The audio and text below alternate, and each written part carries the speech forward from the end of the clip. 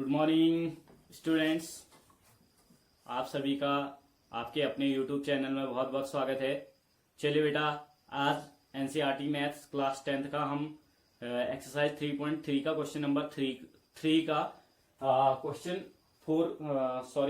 4 पढ़ेंगे, क्योंकि सेकंड और थर्ड में बता चुका था आप लोगों को कल की वीडियो में। आज आपका ये क्वेश्चन नंबर होगा 4 से। चलिए देखते हैं क्वेश्चन बोल क्या रहा है। The taxi charge in a city consist of a fixed charge together with the charge of the distance covered. देखो, एक शहर में जो है किसी टैक्सी गाड़ी का जो भाड़ा है, चार्ज है, वो क्या है, एक फिक्स्ड चार्ज है, उसको नियत व्यय बोलते हैं। नियत खर्चा है, मतलब नियत चार्ज बोलते हैं, नियत खर्चे जो है, ठीक है। Together with the charge of the distance covered, और उसके साथ जो वो दूरी तय किया होता है, उस दूरी का व्यय जुड़ रहा है, उसमें भाड़ा जुड़ रहा है। तो जो टैक्सी का भाड़ा है उसमें क्या क्या शामिल है। एक तो पर किलोमीटर भाड़ा है, मतलब जितने किलोमीटर जा रहा है वो उतने किलोमीटर का अलग रेट है। और एक नियत व्यय जो उसको देना ही देना है, जो नियत भाड़ा है। जैसे नियत भाड़ा 10 रुपया है और प्रत्येक किलोमीटर का भाड़ा जो है 5 रुपया है। तो अगर वो 15 किलोमीटर जा रहा है तो 15 यानी 15 किलोमीटर जा रहा है तो 15 5 जा 75 किलो, तो उसका चार्ज हो गया 15 किलोमीटर का। और प्लस जो उसका फिक्स्ड चार्ज है, फिक्स्ड चार्ज यानी नियत व्यय, नियत भाड़ा, वो जो है 10 रुपया माना था मैंने, तो 75 और 10 कितना हो गया 85। तो यही इस पे ही डिपेंड कर रहा है पूरा क्वेश्चन। चले देखते हैं आगे क्या बोल रहा है क्वेश्चन में। फिर कह रहा है for a distance of 10 kilometre, 10 kilometre की दूरी के लिए कह रहा है। The charge paid is 105। Charge कितना पे किया जा रहा है, भाड़ा कितना दिया जा रहा है, 105 रुपया। And for a journey of 15 kilometre, और 15 किलोमीटर जर्नी यात्रा के लिए जो चार्ज है, द चार्ज पेड इज 155, यानी 155 रुपीज जो है 15 किलोमीटर के लिए चार्ज किया जा रहा है, पे किया जा रहा है, ठीक है। What are the fixed charge and the charge per kilometre. ये कह रहा है कि what is the, क्या है, कह रहा है क्या, चार्ज, फिक्स्ड चार्ज यानी नियत भाड़ा क्या है, and per kilometre, and charge of per kilometre यानी प्रत्येक किलोमीटर का भाड़ा क्या है। तो हमें यही चीज मानना है। पूछ क्या रहा है हमें कि नियत भाड़ा क्या है और प्रति किलोमीटर भाड़ा क्या है गाड़ी का, ठीक है, यात्रा करने का। How much does a person have, question आगे बोल रहा है, how much does a person have to pay for travelling a distance of 25 kilometre. तो एक किसी व्यक्ति को 25 किलोमीटर यात्रा करने के लिए कितना व्यय करना पड़ेगा, कह रहा है, यानी कितना चार्ज देना पड़ेगा। तो ये भी हमें फाइंड करना है, ठीक है बेटा। चलिए देख लेते हैं आगे। सबसे पहले ये दो चीजें पूछ रहा है हमसे। जो चीजें पूछता है बेटा उसी चीज को हम लेट करते हैं, ठीक है। देखिए क्या पूछ रहा है हमसे ये पूछ रहा है कि what is the fixed charge. Late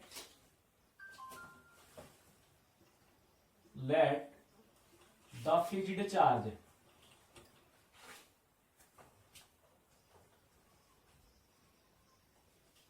charge be rupees x.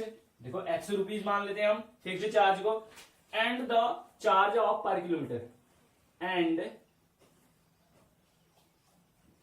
पर किलोमीटर चार्ज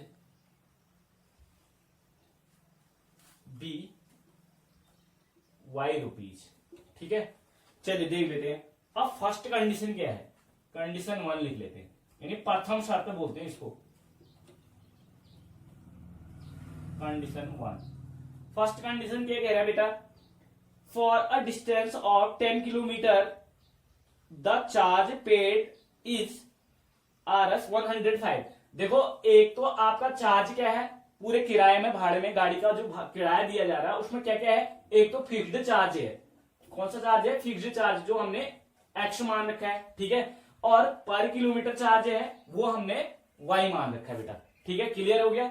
तो देख लीजिए इसमें जो कह रहा है ये 10 किलोमीटर के लिए कह रहा है, तो 10 किलोमीटर के लिए आपका एक नियत चार्ज जो फिक्स्ड चार्ज है वो जुड़ेगा, यानी fixed charge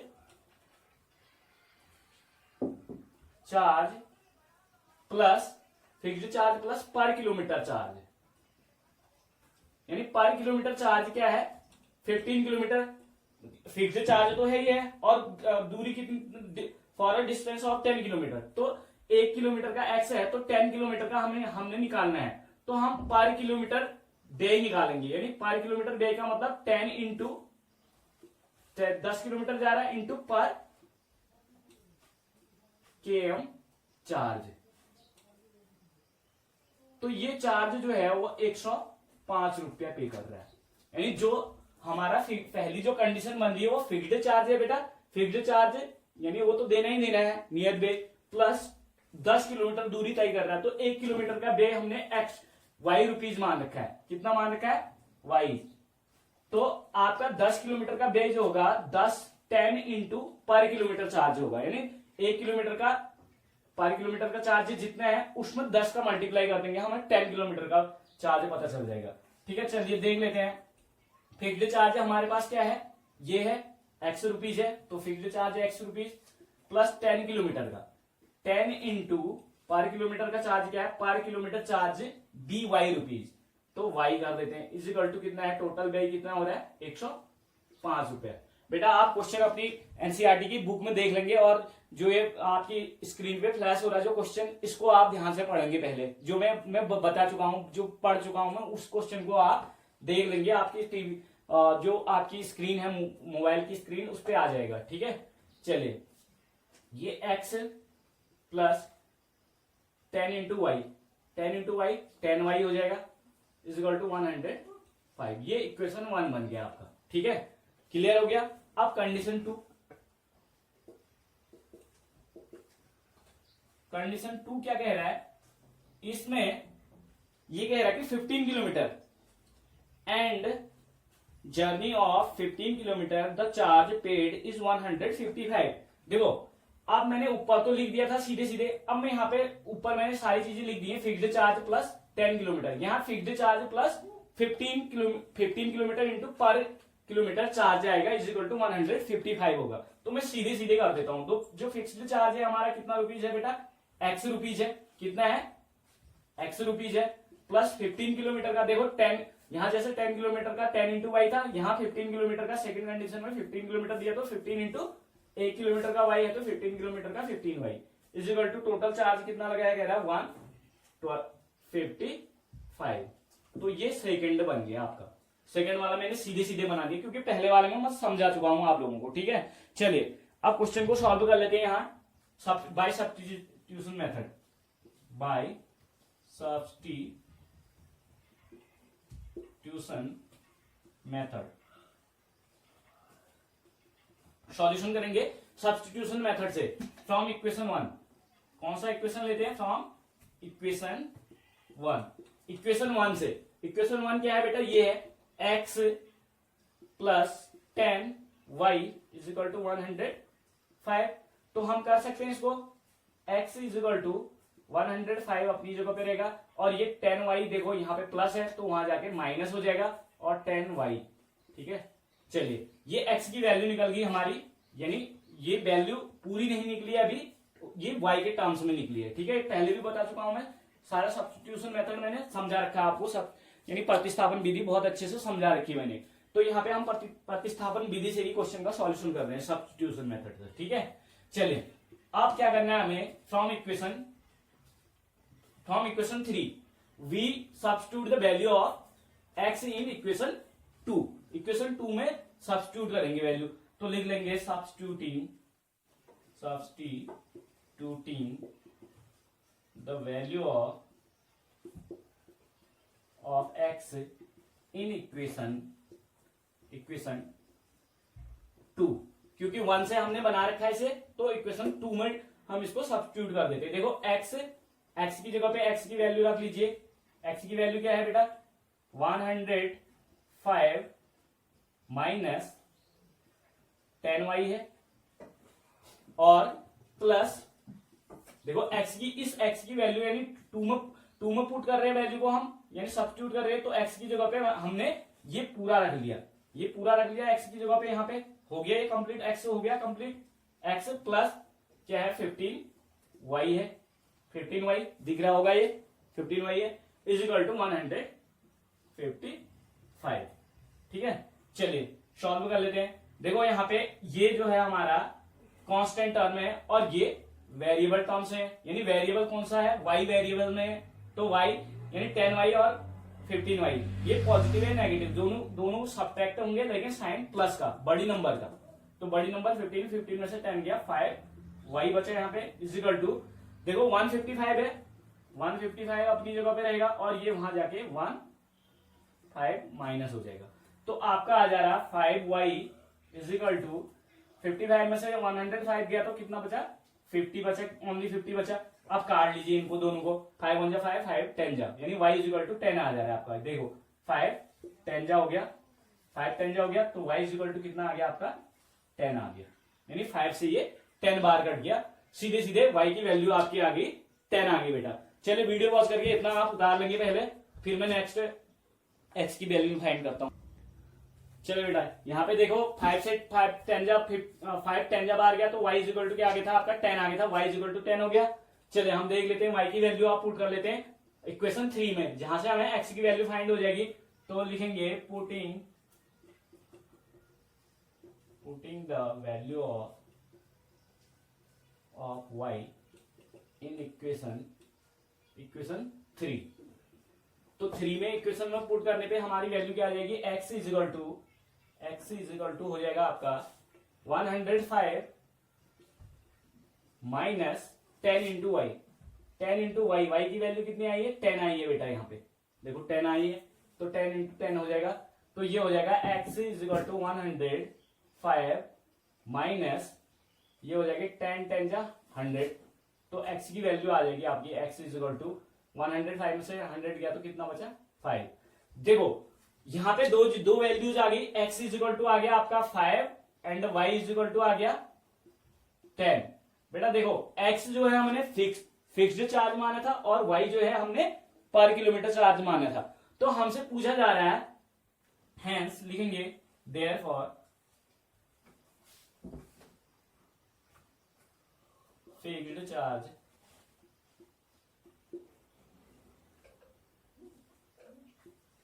is ₹5 and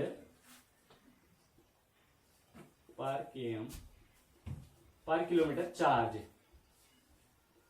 is ₹10, 10 रुपये आ गया पर किलोमीटर चार्ज। तो हमसे पूछा जा रहा है, क्या पूछा जा रहा है 25 किलोमीटर का चार्ज पूछा जा रहा है। तो हम यहां पे लिख लेंगे चार्ज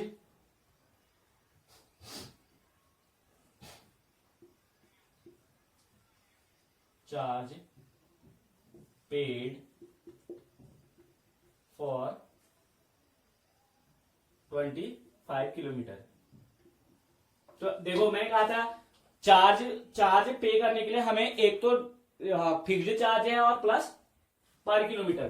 तो फिक्स्ड चार्ज लिखेंगे हम, फिक्स्ड चार्ज प्लस पर किलोमीटर चार्ज। देखो बेटा, तो चार्ज में हमारा जो चार्ज है उसमें क्या क्या जुड़ रहा है, फिक्स्ड चार्ज जुड़ रहा है और पर किलोमीटर चार्ज। तो फिक्स्ड चार्ज आपका ₹X है, X कितना है ₹5 है, ठीक है, प्लस करेंगे पर किलोमीटर चार्ज। देखो 1 किलोमीटर का चार्ज है आपका ₹Y है, 1 किलोमीटर का चार्ज ₹Y है, तो 1 किलोमीटर का चार्ज है हमारा, सीधे मैं अगर आपको बताऊं तो क्वेश्चन के अकॉर्डिंग आपका x प्लस ये y हो जाएगा। तो x प्लस y किलोमीटर कितना 25y कितना हो जाएगा, ये पर किलोमीटर यानी 25 किलोमीटर है तो 25y हो जाएगा नहीं हो जाएगा, क्वेश्चन के अकॉर्डिंग हो जाएगा। बट हमारे अकॉर्डिंग y की x की वैल्यू कितनी आई है 5 आई है, और प्लस जो चार्ज है ना 25 का, खाली 25 किलोमीटर का चार्ज थोड़ी लगेगा, उसमें फिक्स्ड चार्ज भी ऐड होगा, ठीक है। फिक्स्ड चार्ज ₹5 प्लस 25 इंटू ₹10 आपका पर किलोमीटर चार्ज है, ₹10 है, तो 25 किलोमीटर का 250 हो जाएगा, 250 प्लस 250 हो गया, तो इज इक्वल टू कितना रुपीज हो गया, ये ₹255। ये आपका आंसर हो गया। चलिए 2 आंसर हो गए, एक तो ये हो गया ये वाला आंसर, यानी फिक्स्ड चार्ज इतना हो गया ₹5 और पर किलोमीटर चार्ज है ₹10। थैंक यू बेटा। ये क्वेश्चन आप वीडियो पॉज करके उतार लेंगे। चलिए बेटा, आई होप पिछला क्वेश्चन आप लोगों के समझ में आया होगा। फिफ्थ क्वेश्चन है, देखिए ये कह रहा अ फ्रैक्शन बिकम 9/11, एक भिन्न जो है 9/11 हो जाती है, कह रहा है इफ यदि 2 is added to both the numerator and denominator, यदि 2 उसके न्यूमरेटर और डिनोमिनेटर में जोड़ा जाए, यानी हर और अंश में 2 जोड़ा जाए, कह रहा है, ठीक है। If 3 is added to both the numerator and denominator, अगर न्यूमरेटर और यदि कह रहा है न्यूमरेटर और डिनोमिनेटर में 3 जोड़ा जाए, कह रहा है 3 इज एडेड, कह रहा है यानी 3 जोड़ा जाए, द फ्रैक्शन बिकम 5/6, जो भिन्न है वो 5/6 हो जा रही है, ठीक है, 5/6 हो जा रही है। फाइंड द फ्रैक्शन, भिन्न ज्ञात करनी है यानी फ्रैक्शन फाइंड करना है, ठीक है। चलिए बेटा क्वेश्चन आप लोगों के स्क्रीन में फ्लैश हो रहा है, देख लीजिए। चलिए मान लेते हैं हमें फ्रैक्शन फाइंड करने के लिए कह रहा है, तो हम लेट कर लेते हैं, let the fraction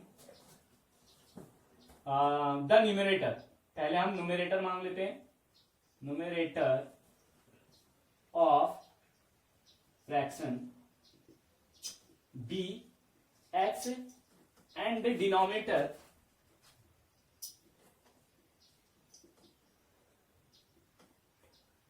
B Y. देखिए बेटा सीधे सीधे हमने फ्रैक्शन का न्यूमरेटर और डिनोमिनेटर मान लिया है, देयरफॉर द फ्रैक्शन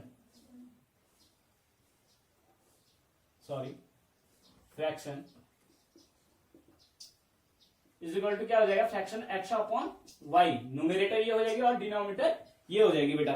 चलिए देख लेते हैं क्वेश्चन क्या पूछ रहा है। मैंने बताया था अभी एक फ्रैक्शन 9/9/11 हो जाती है जब क्या किया जाता है, उसके बोथ यानी न्यूमरेटर एंड डिनोमिनेटर दोनों में क्या ऐड किया जाता है, 2 ऐड किया जाता है। तो फर्स्ट कंडीशन बनती है हमारी,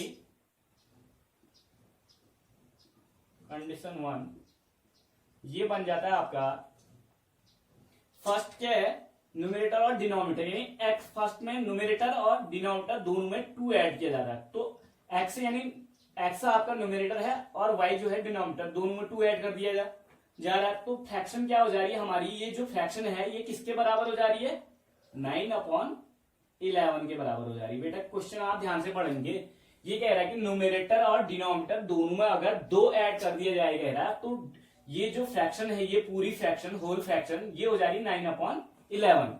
तो हम इसको सॉल्व कर लेते हैं, सीधे सीधे क्रॉस मल्टीप्लाई कर लीजिए बेटा, ये दोनों में क्रॉस मल्टीप्लाई, 11 का मल्टीप्लाई यहाँ और 9 का इधर, तो इन दोनों का मल्टीप्लाई करेंगे तो 11 इंटू ये हो जाएगा x + 2 और इज इक्वल टू 9 इंटू और ये हो जाएगा y + 2।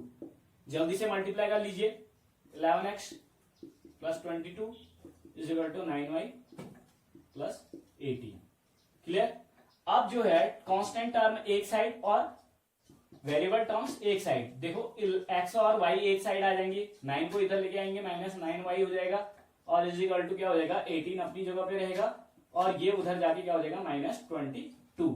तो 11x - 9y is equal to हो जाएगा आपका, ये दोनों घटेंगे साइन बड़े नंबर का, तो यहाँ पे 4 आया, 22 में से 18 गया 4, ये इक्वेशन 1 बन गया। अब देखो बेटा इक्वेशन 1 आपका आ चुका है, अब इक्वेशन 2, कंडीशन 2 देखिए, दूसरी स्थिति क्या है, यानी दूसरी शर्त, द्वितीय शर्तानुसार बोलते हैं हिंदी में, तो हम सेकंड कंडीशन लिख लेते हैं। सेकंड कंडीशन क्या करती है, ये कह रहा है कि if 3 is added to both numerator and denominator it become 5/6, यदि हर और अंश दोनों में 3 ऐड कर दिया जा रहा है, कह रहा है भिन्न बन जा रही 5/6, 5/6। तो हम देख लेते हैं, न्यूमरेटर ये है आपका, डिनोमिनेटर ये है, तो न्यूमरेटर में भी 3 ऐड कर दिया जा रहा है और डिनोमिनेटर में भी 3 ऐड कर दिया जा रहा है, तो ये जो फ्रैक्शन बिकम हो रही है क्या हो जा रही है, 5/6। तो यहां भी सेम ऐसे ही क्रॉस मल्टीप्लाई कर लीजिए, जैसे मैंने ये किया था, इसका इधर किया था और इसका इधर किया था, तो ऐसे ही यहां भी करेंगे। मैं डायरेक्टली कर दे रहा हूं, 6 × x 6x और +18, 6 3 जा 18 is equal to 5 × y 5y और ये प्लस और प्लस मल्टीप्लाई करके प्लस बनाएंगे, 3 5 जा 15।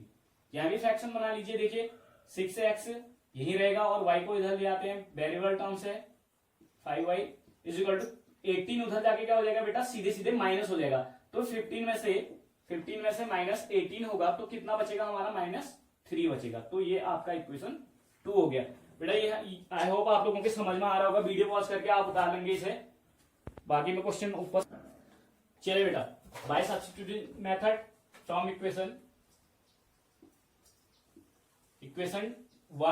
1 से ले लेते हैं हम। इक्वेशन 1 क्या है आपका, देख लीजिए 11x minus 9y is equal to आपका है -4।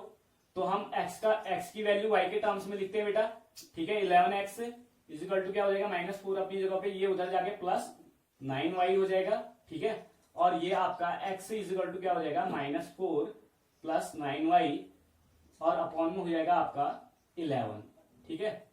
चलिए इस पूरे को हम इक्वेशन, ये x की वैल्यू है, इक्वेशन 3 मान लेंगे, ठीक है। इससे हमारी x की वैल्यू फाइंड हो जाएगी।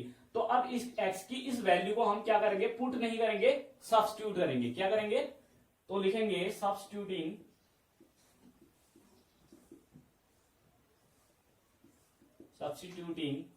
The value of x in equation 2। देखो 1 से तो हमने ले लिया, फ्रॉम इक्वेशन 1 से हमने कर लिया ये x की वैल्यू y के टर्म्स में लिख ली। अब इस वैल्यू को हम इक्वेशन 2 में पुट कर देंगे, सब्स्टिट्यूट कर देंगे, सॉरी। 6 इंटू x की वैल्यू क्या है हमारी -4 + 9y और अपॉन में है आपका 11, ठीक है। क्लियर, यहां तक क्लियर है। चलिए ये हो गया x की वैल्यू, इसमें 6 इंटू एक्स, इक्वेशन 2 में रख रहे हैं 6 इंटू एक्स हो गया, माइनस x की वैल्यू रख दी 6 into X -5y is equal to आपका है -3। चलिए आगे सॉल्व कर लेते हैं इसको।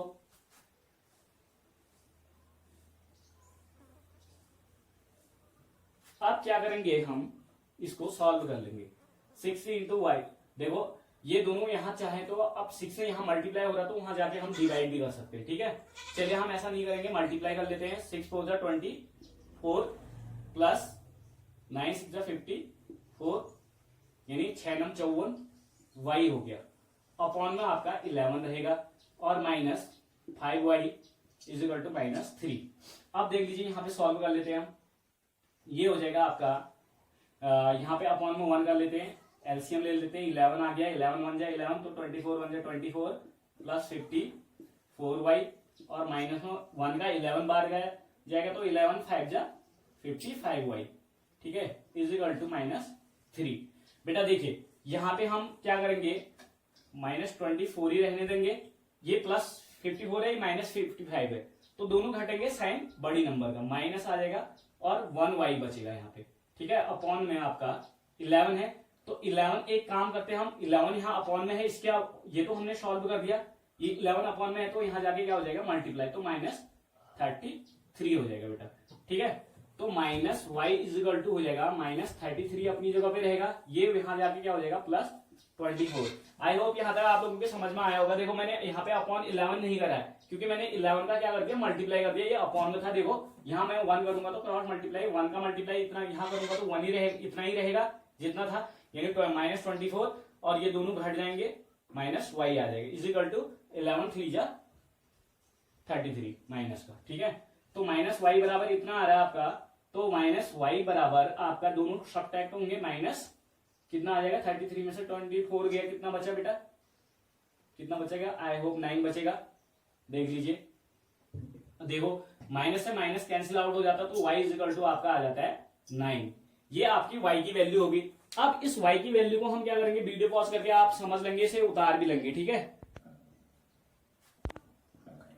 चलिए बेटा, अब जो है y की इस वैल्यू को हम 9 जो आया है, putting the value of y in equation 3, equation 3 में रख देते, पुट कर देते हैं। इक्वेशन 3 क्या है, y इज इक्वल टू, देखो मैं इसको थोड़ा सा मिटा देता हूं क्योंकि मेरे लिए थोड़ा इजी हो जाएगा।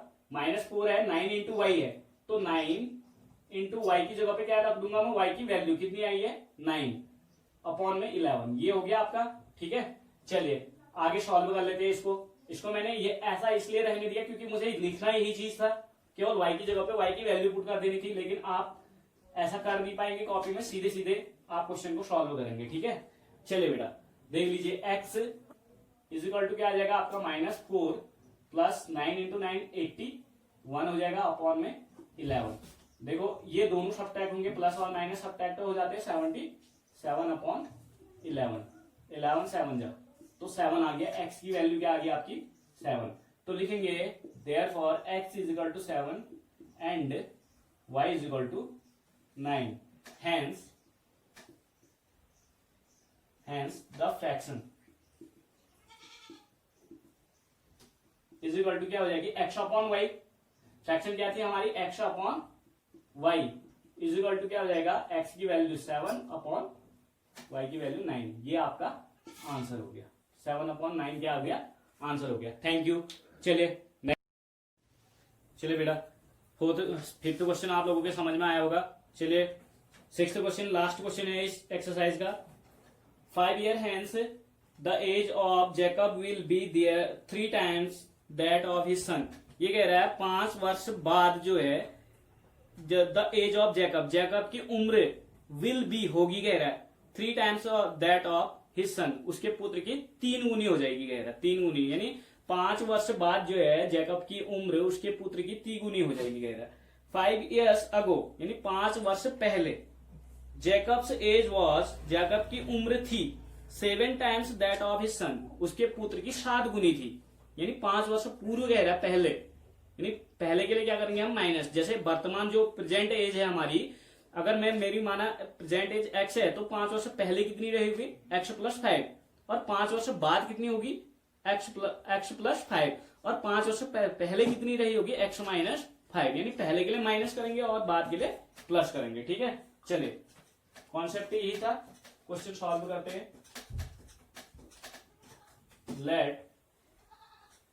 Late the age of Jacob be x year. देखो ये एज जो है ना, एज प्रेजेंट एज बता रही है, एंड द प्रेजेंट एज, यहां पे लिख भी देता हूं, present age of his son be y year से। चलिए अब कंडीशन 1 देख लेते हैं, यानी प्रथम शर्त।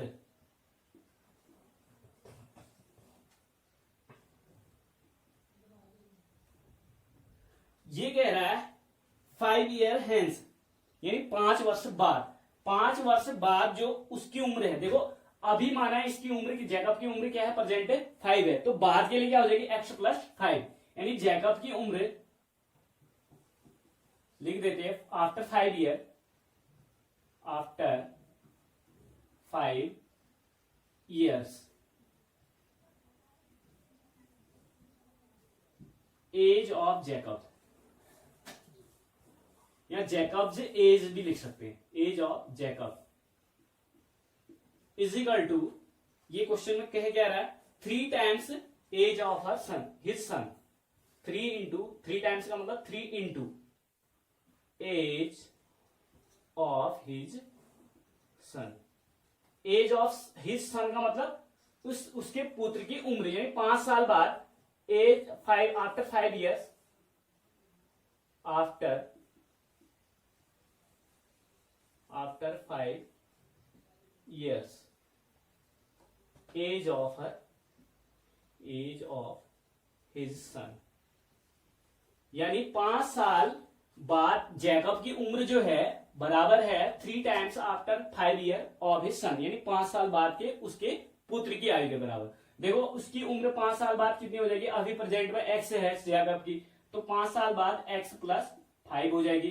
ठीक है, इतनी जैकब की उम्र होगी, बराबर, ये बराबर है कितना 3 times, 3 into after 5 years age of his son, यानी आफ्टर 5 years उसके पुत्र की उम्र कितनी हो जाएगी बेटा y प्लस 5 years, बस जितना ही करना है हमें। चलिए x plus 5 is equal to क्या हो जाएगा 3 इंटू, इनको मल्टीप्लाई कर लीजिए, 3 इंटू वाई 3y, और प्लस 3 5 जा 15, ट्रांसपोज कर लीजिए, x इधर माइनस 3y इधर आ जाएगा, वेरिएबल टर्म्स, ये उधर जाके क्या हो जाएगा माइनस हो जाएगा, ये 5 वहां जाके माइनस होगा तो 15 में से माइनस होगा 5, तो कितना बचा 10। ये इक्वेशन 1 हो गया आपका। अब इसी तरीके से कंडीशन 2, यानी द्वितीय शर्त, हिंदी में बोलते हैं द्वितीय शर्तानुसार, यानी अकॉर्डिंग टू सेकंड कंडीशन। ठीक है, इसमें क्या कह रहा है, आफ्टर 5 years अगो, 5 वर्ष पूर्व, 5 years ago Jacob's age is equal to कितने हैं, ठीक है, कितनी थी, was 7 times that of his son, 7 times का मतलब 7 into age of his son, और उसकी हिज सन मतलब एज ऑफ हिज सन का मतलब उसकी पुत्र की उम्र, कौन सी उम्र, 5 वर्ष पूर्व की, 5 years अगो लिख दिया मैंने। तो 5 years अगो उसकी उम्र कितनी होगी, जैकब की उम्र कितनी होगी, x माइनस 5 year होगी, और इज इक्वल है किसके इक्वल है, 7 times age of his son, उसकी उम्र, उसके जो सन की उम्र है वो कितनी है, y है बेटा, तो y है, तो अभी y है, तो 5 वर्ष पूर्व कितनी रहेगी, y में से 5 year घटा दीजिए, ये हो गया x minus 5 is equal to 7 into y 7y, और माइनस प्लस माइनस मल्टीप्लाई कर माइनस 7 5 जा 35, ये घटा लीजिए, इधर ले आइए, x माइनस 7y हो जाएगा, इधर आएगा तो इज इक्वल टू माइनस 5, उधर जाएगा तो क्या हो जाएगा, प्लस 35, देखो माइनस 35 है, और यहाँ पे ये जाके प्लस 5 हो जाएगा, तो x minus 7y is equal to ये हो जाएगा, माइनस और प्लस घटेंगे, साइन बड़ी नंबर का, और यहाँ पे 30, ये इक्वेशन 2। चलिए तो अब सब्स्टिट्यूशन मेथड लगाएंगे बेटा, इसके लिए वीडियो पॉज करके उतार लेंगे। चलिए बेटा देखिए, इक्वेशन, दोनों इक्वेशन बन गए। अब देखो bye substituting method from equation 1 लिख दिया मैंने, फ्रॉम इक्वेशन 1 से, समीकरण 1 से, समीकरण 1 क्या कह रहा है, x minus 3y is equal to आपका 10 है, तो हम इसको ट्रांसपोज कर लेंगे, x की वैल्यू y के टर्म्स में लिखते हैं, x इज इक्वल टू 10 अपनी जगह पे रहेगा, ये वहां जाके प्लस 3y हो जाएगा, ये इक्वेशन 3 हो गया बेटा। अब इक्वेशन 3 से ही x की वैल्यू को हम सब्स्टिट्यूट कर देंगे इक्वेशन 2 में, तो लिखेंगे substituting the value of x in equation 2, देखो 1 से तो हमने इक्वेशन 3 बनाया, अब हम 2 में सब्स्टिट्यूट कर देंगे, तो 2 क्या है आपका, x है, x की वैल्यू देखो, x है तो x की वैल्यू रखेंगे हम, x है, x की वैल्यू क्या है, हमारे वैल्यू सब्स्टिट्यूट कर रहे हैं ना 2 में, तो x की जगह पे ये वैल्यू रख लीजिए 10 प्लस 3y, ठीक है, 3y, और देखो माइनस 7y है, आई होप समझ में आ रहा होगा आप लोगों के, देखिए बहुत अच्छे से वॉच करना बेटा। चलिए ये हो गया आपका x और minus 7y is equal to minus 30, यही है। चलिए देख लेते हैं, कांस्टेंट टर्म एक साथ और वेरिएबल एक साथ, यानी चर एक साथ, अचर एक साथ, तो प्लस और माइनस सब्ट्रैक्ट होंगे, यहाँ पे आ जाएगा माइनस 4y, हट जाएंगे, 7 में से 3 गया 4, माइनस का आएगा, और ये उधर जाके क्या हो जाएगा, माइनस 30 और माइनस 10 इज इक्वल टू आपका क्या आ जाएगा, 40 आ जाएगा, क्या आ जाएगा, माइनस 40 आ जाएगा, यहाँ पे minus 4y is equal to, दोनों माइनस माइनस ऐड हो जाएंगे, माइनस 40।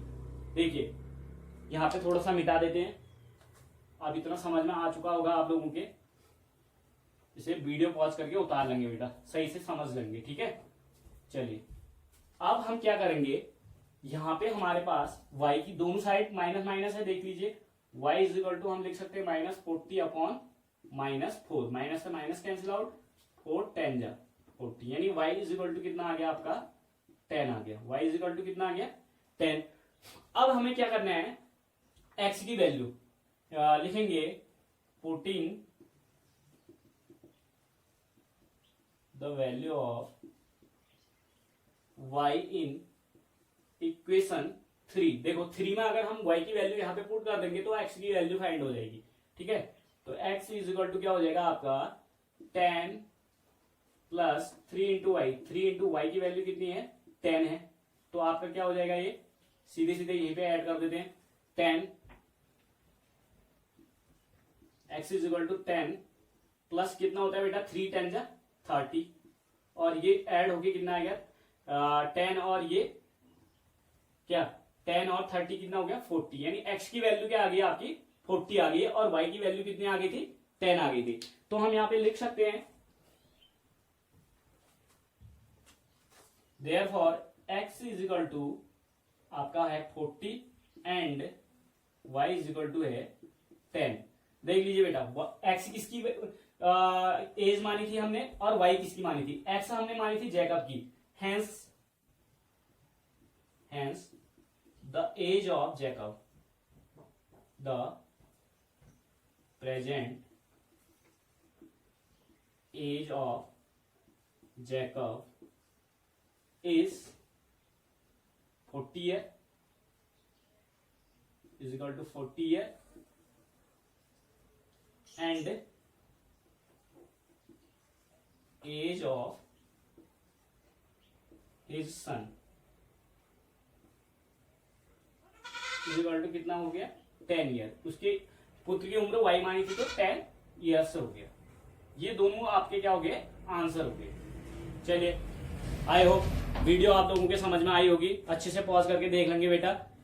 Thank you.